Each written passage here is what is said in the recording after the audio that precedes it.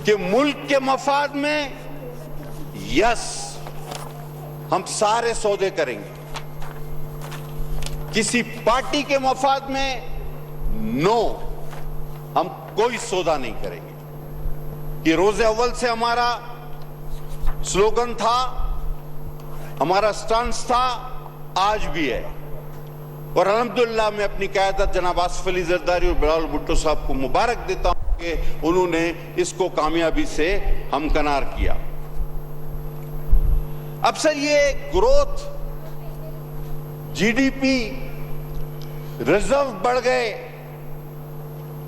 हमारा हदफ ये था, ये इस साल का हदफ है, ये हम हर साल बातें करते हैं, ना कभी हदफ पूरा हुआ, ना कभी जीडीपी सही होती है और ना कभी रिजर्व की सही निशानदेही की जाती है। सर मेरे नजदीक ये तमाम चीजें बेमायने हैं। अगर आवाम को खाने पीने की अशिया गरीब आवाम को मिल रही हैं, बच्चे स्कूल जा रहे हैं, घर में बिजली गैस मौजूद है, रोजगार है, गरीब खाना खा रहा है, तो आपकी जीडीपी का कोई भी फिगर हो सर, वो मुल्क ठीक है, सब कुछ ठीक है, रिजर्व भी ठीक है। अगर ये चीजें नहीं है, जो कि बदकिस्मती से आज नहीं है, तो आप कोई भी फिगर हमें दे दें, इसका मतलब है आपका निजाम, माशी निजाम ठीक नहीं चल रहा, आपकी फिगर कोई भी हो। और फिर हदफ, ये बड़ा एक मजाहिया काम होता है कि आप कहते हैं कि जी हमारा हदफ जो है ये फला है, और उसके फर्ज कर लीजिए आप कहते हैं कि हमारा हदफ जो है वो 100 किलोमीटर दौड़ना है, फिर आप साल के आखिर में कहते हैं जी मैं 1 किलोमीटर दौड़ा, फिर गिर गया था, बाकी 99 बाकी है, इंशाल्लाह अगले साल भाग लूंगा। वो भाई जब तुमसे चला ही नहीं जाता तो हदफ इतना बड़ा क्यों रखते हो?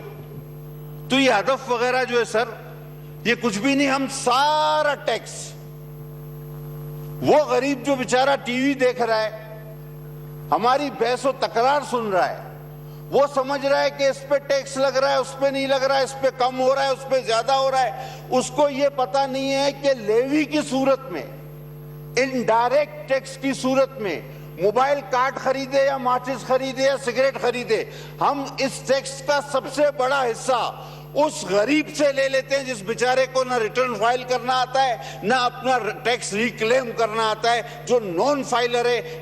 इसका सबसे बड़ा हिस्सा हम उस गरीब से ड्रा कर लेते हैं जिस बेचारे को इस निजाम का कोई पता ही नहीं। यकीनन ये सारा जुल्म है। अब सब 60% आपने तनख्वाह बढ़ाई है। वजीर खजाना साहब अभी तशरीफ ले गए, आ जाएंगे थोड़ी देर में।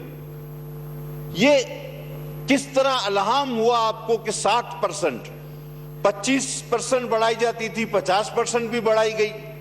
ये 60% क्या लकी नंबर 7 आपने लॉटरी निकाली है इसकी? महंगाई तो इससे कई गुना ज्यादा बढ़ी। तो ये 60% किस तरह निकाला गया, किस चीज का निचोड़ है? मेहरबानी फरमा के हमें यह बताया जाए। अगर आप 25-50 नहीं कर सकते तो कम से कम राउंड फिगर कोई 10, 15, 20 तक तो चले जाएं। ये 60 कहीं भी एग्जिस्ट नहीं करता। और आपने तनख्वाहदार की तनख्वाह 39,000 से 41,000 कर दी। तो सर साथ में इन सबको एक एक अलमारी, एक तिजोरी भी तो दे, इतना पैसा ही रखेंगे कहां? ये जो खजाना जमा करेंगे इस दौर में, तो इन सारे मुलाजमीन को, सरकारी मुलाजमीन को कुछ न कुछ जमा करने के लिए तिजोरियां भी जरूर फराम की जाएं। अब एक वजीर साहब हमारे प्रोफेसर टाइप पे अभी मौजूद थे, वो कहते हैं कि आप इंतशार मत फैलाएं, आवाम को समझाएं कि महंगाई क्यों हो रही है।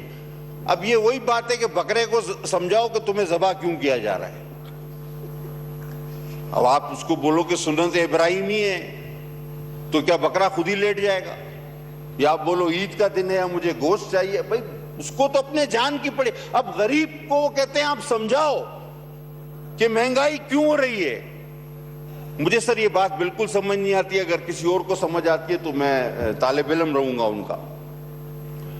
आपने सर ये आईपीपीस की बिजली तो आप खरीद नहीं पा रहे, आपके पास सरप्लस है, आप उसके पैसे दे रहे हैं, मुल्क खसारे में जा रहा है। मुझे समझ नहीं आती आपने इतने पैसे ये सारे डैम्स पर क्यों रखे। कौमी असैम्बली का इजलास जारी सी। अब्दुल कादिर पटेल का आखना सी इजहार ख्याल करते हुए आख्या गरीब लिए महंगाई विच कोई कमी नहीं, इस बजट विच गरीब उत्ते और बोझ पा दिता गया है। पीपल्स पार्टी पार्लिमानी लीडर इंसदाद दहशतगर्दी अदालत ते जज उत्ते भी तनकीद की। गरीब लिए महंगाई उत्ते और बोझ डाल दिता है। इस बजट उत्ते लेवी पा के गरीब उत्ते और बोझ पा दिता गया है। कौमी असैम्बली का इजलास जारी सी। अब्दुल कादिर पटेल इजहार ख्याल कर रहे सी। उनका कहना है कि गरीब उत्ते इस बजट के बाद होर बोझ पा दिता गया है।